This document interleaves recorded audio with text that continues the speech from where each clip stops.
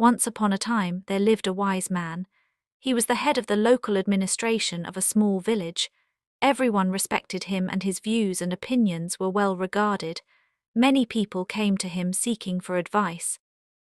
His son, however, was very lazy and wasted his time sleeping and spending time with his friends. No amount of advice or threat made any difference to him.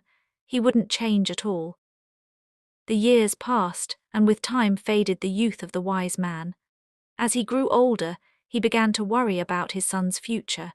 He recognized the need to give something to his son so that he can take care of himself and his family to be. One day he called his son to his room and said, "My son, you are no more a kid now. You must learn to take responsibilities and understand life. I want you to find the real purpose of your life, and when you find it, remember it always, and you will lead a life full of happiness and joy." Then he handed his son a bag.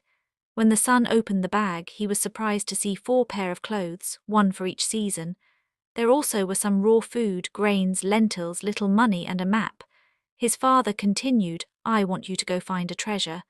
I have drawn a map of the place where the treasure is hidden. You need to go and find it." The son loved this idea. The next day he eagerly set out on a journey to find the treasure. He had to travel really far across borders, forests, plateaus, and mountains. Days turned into weeks and weeks turned into months. Along the way he met a lot of people. He was helped by some with food and by some with shelter.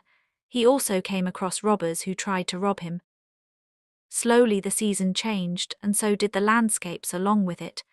When the weather was unpleasant, he halted for the day and continued his journey when the weather cleared. Finally, after a long year, he reached his destination. It was a cliff. The map showed the treasure being placed below the cliff under the tree. Upon spotting the tree, he began to dig the ground. He searched and searched around it, under it, on it, but found nothing. He spent 2 days looking and digging for the treasure. By the 3rd day, he was so exhausted that he decided to leave. Disappointed over his father's lie, he headed back to his home.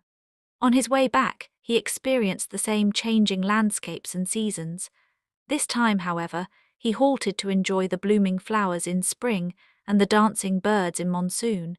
He stayed in places only to watch the sun set in paradise or to enjoy pleasant summer evenings. Since the supplies he carried were over by then, he learned to hunt and make arrangement for his meals. He also learned how to sew his clothes and shelter himself. He was now able to determine the hour of the day by the position of the sun and plan his journey accordingly. He also learned how to protect himself from wild animals. He met the same people who had helped him earlier. This time he stayed a few days with them and helped them in some or the other way to repay them.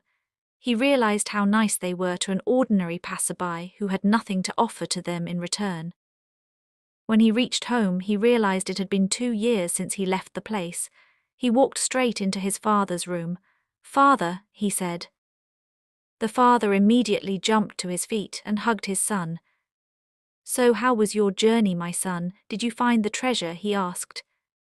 "The journey was fascinating, father, but forgive me for I wasn't able to find the treasure. Maybe somebody took it before I reached." He surprised himself by what he just said. He wasn't angry at his father. Instead, he was asking for forgiveness.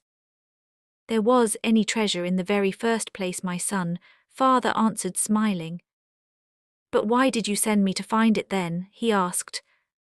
"I will surely tell you why, but first you tell me, how was your journey to the place? Did you enjoy it?" "Of course not, father. I had no time. I was worried someone else would find the treasure before I did. I was in a hurry to reach the cliff." He continued, "But I did enjoy the journey on my way back home. I made many friends and witnessed miracles every day. I learned so many different skills and the art of survival. There was so much I learnt that it made me forget the pain of not finding the treasure." The father said to him, "Exactly, my son. Want you to lead your life with a goal.